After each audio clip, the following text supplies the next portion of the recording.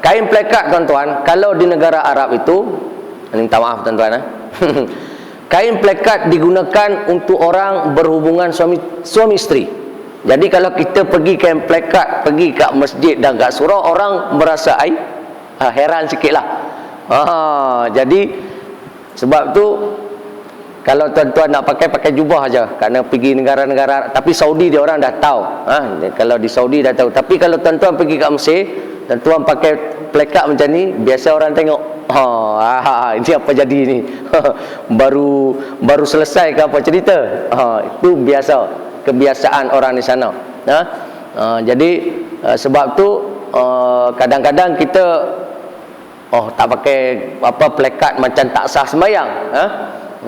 Sebenarnya bukan plekat yang sah tak sah solat. Jadi kadang-kadang kita punya cara. Baik, ini tuan-tuan.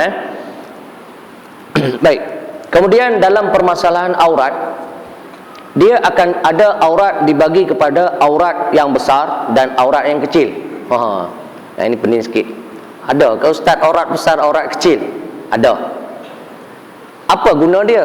Guna dia sah dan tidak sahnya solat apabila aurat tersebut terbuka. Okey. Aurat besar adalah kemaluan. Sama ada kemaluan orang lelaki ataupun kemaluan orang perempuan.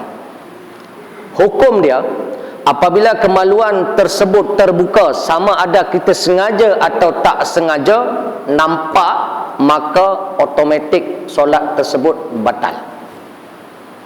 Sengaja ke tak sengaja, tiba-tiba kita tak, na'udzubillah lah, orang tak pakai spanduk, pakai plekat, solat tepi bendang, angin kuat ataupun tepi laut, dia bagi sekali terangkat, nampak benda tersebut, maka secara automatik dia tidak sah solat tersebut.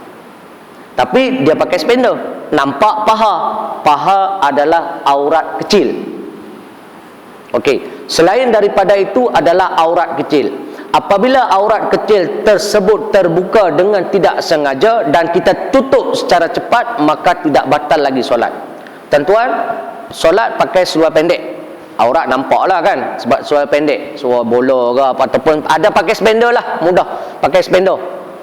Tiba-tiba solat di tengah di tepi laut, angin punya kuat, angkat kita punya plekat, kain plekat, nampak paha kita, tapi kita tutup balik, maka solat kita tidak batal lagi. Itu pengaruh dia. Sebab itu ulama membagikan kepada ada aurat besar dan ada aurat kecil. Apabila aurat besar nampak, tak ada cerita. Sebab tu kalau solat pakailah spanduk. Kalau kes na'udzubillah terjadi seperti ini, maka tidak selamat, masih adalah selamat solat tersebut. Tapi kalau tak pakai spanduk terus, na'udzubillah, anak kita sela, jenuh kita nak solat sekali, dua, tiga, empat kali. Baik. Kemudian ada yang menambahkan satu lagi kepada orang perempuan, walaupun ini tidak sepakat ulama, ada yang menambahkan kepada orang perempuan adalah dada perempuan. Ini pun ada yang menambahkan, itu pun termasuk. Tapi ini tidak sepakat. Yang sepakat adalah kemaluan sahaja. Tapi yang ini tidak sepakat. Ada yang kata itu termasuk juga aurat besar, ada yang kata tak termasuk aurat besar. Baik. Ini dalam permasalahan aurat. Baik. Aurat perempuan sebagaimana kita ketahui, dua tangan dan muka. Adapun aurat orang lelaki, kita antara al-mu'min ma baina sutratihi ila rukbatihi, maknanya daripada pusat, hadis riwayat Dailami, daripada pusat sampai kepada lutut. Baik. Dalam mazhab Imam Syafi'i, kita masih lagi diperbolehkan solat kalau tak menutup bahu. Tapi dalam mazhab Ahmad Ibn Hanbal tak boleh.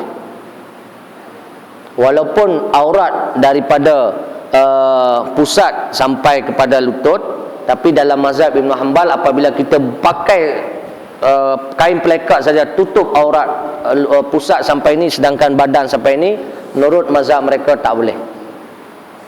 Tak boleh, kena tutup. Ini pandangan daripada mazhab Ahmad Ibn Hanbal. Baik.